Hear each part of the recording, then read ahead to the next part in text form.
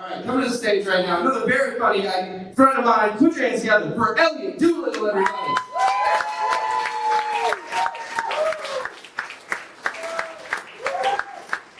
Oh, hi. I'm Elliott. It's apparently my summer. Everybody keeps telling me it's Short King summer. Left and right, everybody's calling me a Short King. And to be honest, I'm kind of sick of it. You know, quite frankly, I've had it up to here. You're not Short King summer, you know? I live in Tacoma, but I'm originally from Florida. I'm from Gainesville, Florida, to be exact. It's the home of the Florida Gators. It's the birthplace of Gatorade, the sports drink, which has always been kind of a small point of hometown pride for me, because I love sports drinks. My favorite flavor, white Gatorade. It's the best one, right? That's just my opinion, though, and yours. But the state of Florida does not seem to share our tastes. They've demonstrated time and time again that their favorite flavor is white Powerade? Different kind of pride. I can't get behind it, you know? I don't know.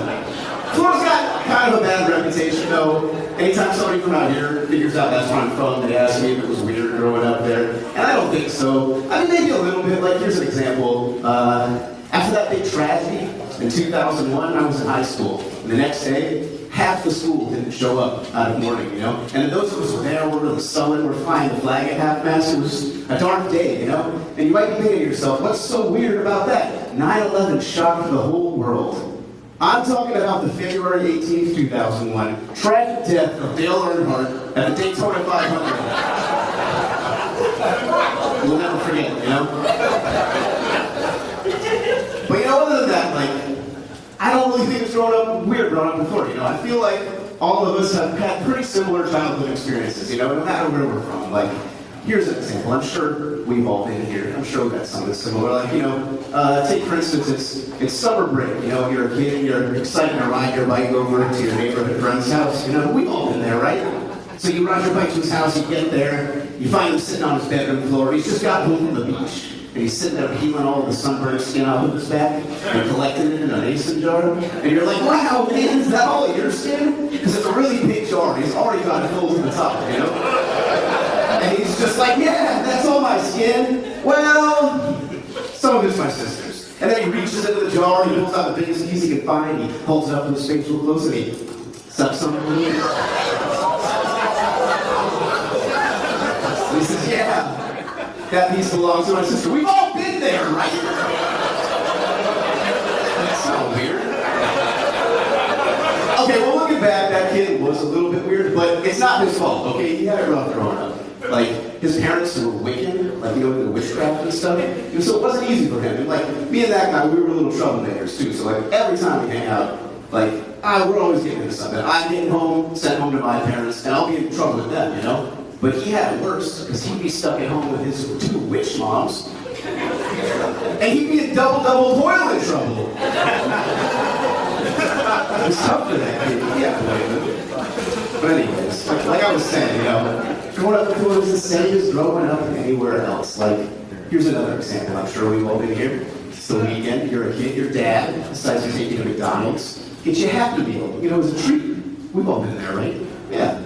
So when you get to the McDonald's, you leave the drive-thru. You don't go straight home. Your dad pulls into the apartment complex next to McDonald's that you don't live at. He parks at the top of the hill and he opens up his glove box and he pulls the binoculars and he keeps them there out and he uses them to spy on the ladies at the pool while they silently eat your Happy Meal in the back seat. You know, we've all been there, right?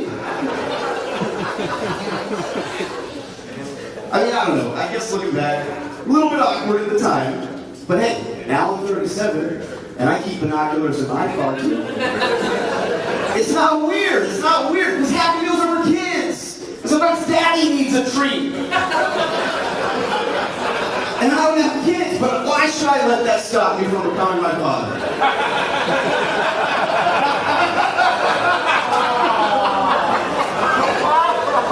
Anyways, I'm single.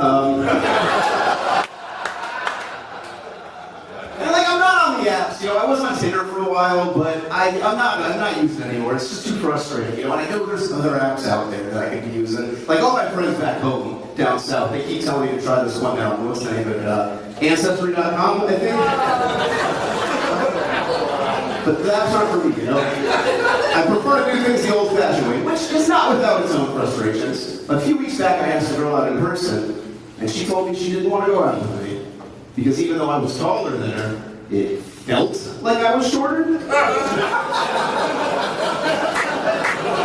said that to my face. It was kind of brutal.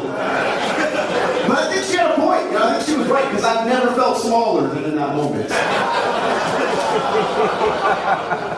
I didn't let that get me, you know, I didn't give up. I waited a while, I asked her again.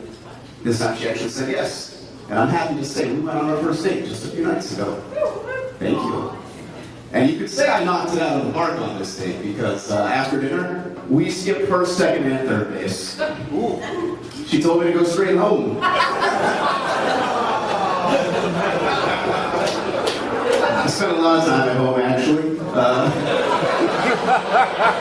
Watched a lot of movies. Was rewatching one of my favorites the other day, Die Hard. I know, it's such a classic. I love that movie. But man, in a movie that's just chock full of these unrealistic, like over-the-top action scenes, there was one scene upon rewatch that struck me as the most unrealistic by far in the whole movie. And it's not even an action scene at all. It's the one where Reginald Bell Johnson from Family Matters is explaining to Bruce Willis over the radio, like why he's such a desktop now. You know, he doesn't work the street anymore. He's like, I shot a kid. It was dark. I couldn't see. I had a ray gun. Looked real enough. They can teach you everything as a rookie about how to be a cop, except for how to live with a mistake. I've just never been able to draw my weapon on anybody ever since. Come on, total Hollywood bullshit, right? Like, I'm not saying that that situation is implausible, him shooting that kid. It's just, when has a cop ever accidentally murdered a civilian and actually felt remorse about it?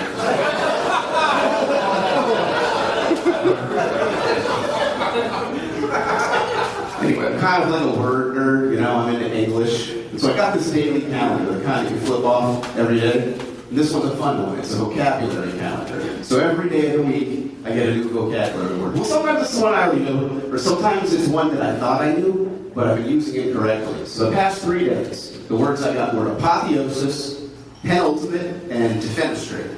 And apotheosis was brand new to me. That's like the apex of the pinnacle. It's like the highest achievement. So like you could say that my set is the apotheosis of this evening. You probably wouldn't.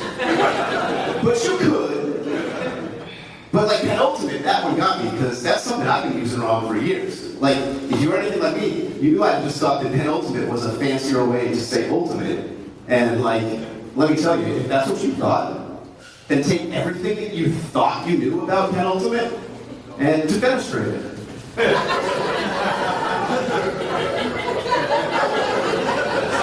All right, that's the second or the last time that I'm going to tell that joke.